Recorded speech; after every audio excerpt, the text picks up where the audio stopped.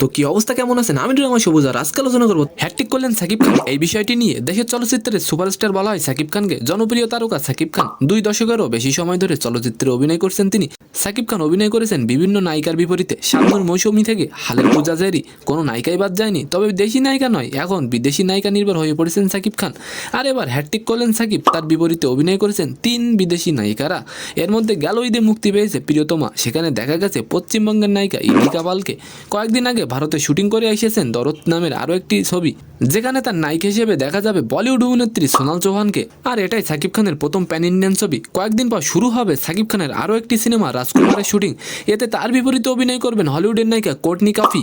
3 নায়িকার গল্প নিয়ে বিশেষ আয়োজন। মূলত দেশের বাজারে এবং দেশের বাইরে সাকিব খানের বাজার এখন অনেক বেশি, যার ফলে সাকিব খান নতুন নতুন জায়গায় এবং নতুন নতুন নায়িকার সাথে মুভি করছেন। তো আজকের ভিডিওটি কেমন লাগলো অবশ্যই কমেন্ট বক্সে জানাবেন। আর ভিডিওটি যদি ভালো লাগে অবশ্যই একটি লাইক দিয়ে আমাদের চ্যানেলটিকে সাবস্ক্রাইব করে দিবেন। ধন্যবাদ।